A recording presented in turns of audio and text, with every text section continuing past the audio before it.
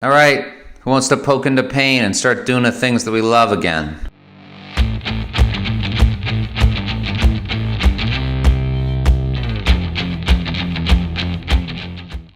So in general, we know that it's safe to start resuming the activities that we love even when it hurts to do them. And it absolutely seems counterintuitive. The main criteria is that you and your medical team understand your pain, that you have a good explanation for what's going on and you feel safe. So we use words or phrases like, you're safe, but we're sore. So this approach might not be right for you if you don't have a good handle on what's going on with your pain problem.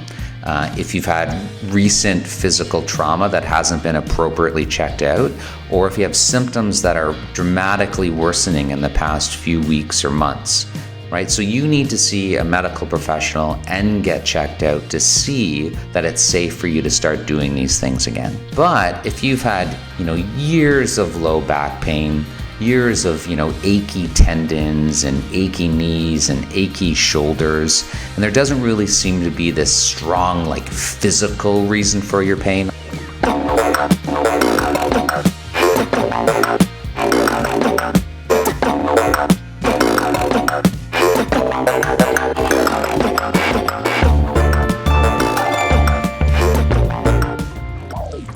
Although the body's always involved, or if you have things like fibromyalgia and you've been on this therapy roller coaster for years, and so we know you're safe, but it hurts all the bloody time, then this might be the right approach for you. So why is it safe to poke into pain? So for the most part, we think that persistent pain when it's gone on for a while is really poor at telling you about the state of your tissues, about how much damage there is and how weak they are.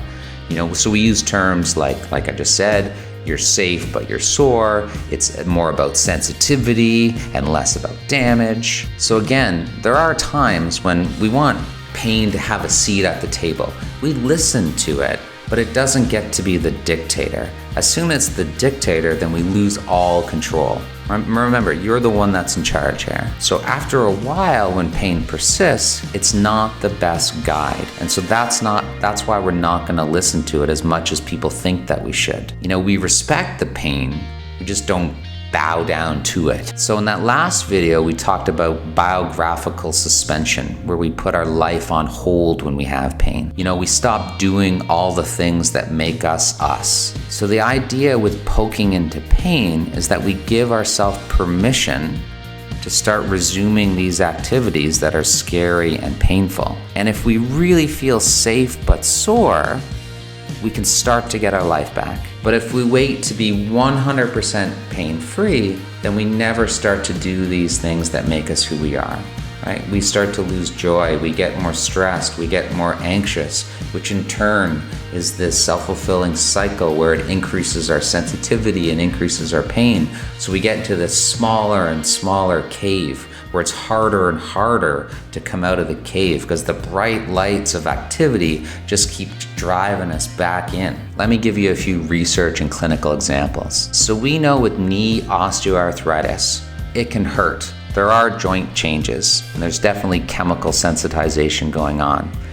The irony is that physical activity is the actual stimulus, even though it's the thing that hurts, that helps us tolerate more activity, and it helps decrease our pain, as well as making us healthier and having a better life. So if you just listen to the pain, then you won't ever do anything, and your movement cage or your movement cave gets smaller and smaller. And so, when people tear their hamstrings, you know what they do right away? Within the first week, they load it. That's it. They start doing exercises. So the thing that caused the problem, load, is actually the thing or the stimulus that helps you heal. In some ways, it's like a vaccine, right? Getting the right dose is what builds us up, right? So when you start resuming the things that you're missing, it builds you up and you start to calm down your whole system for a number of reasons. And surprisingly, even when there is tissue damage, like in a hamstring tear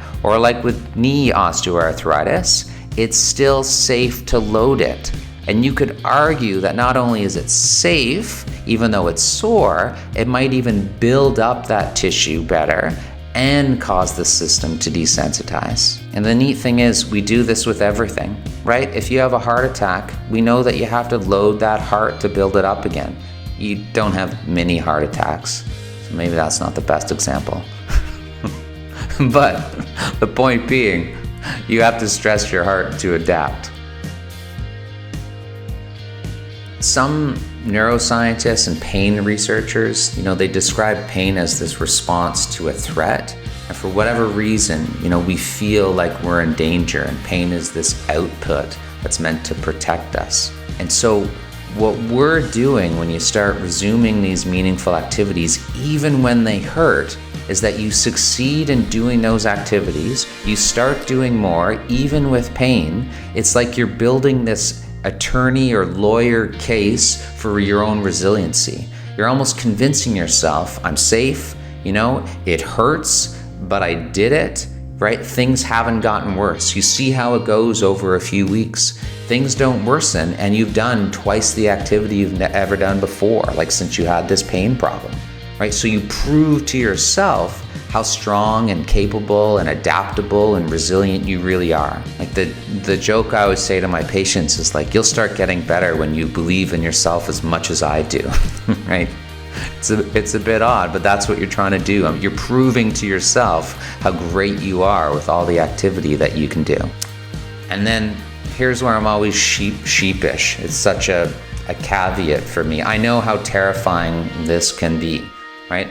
And this is why you can work with a therapist, and there are other things that you can do at the same time. But surprisingly, you're still safe. There are times when even when it hurts, you're not damaging yourself when you start doing these things again. And when you work with a therapist who knows what they're doing, they're going to help you navigate this road, right? It's not an easy one, but it can be extremely beneficial. Okay, we have another video in this series on why you don't need fixing, and it's called The Importance of Taking a Rehab Holiday. See you then.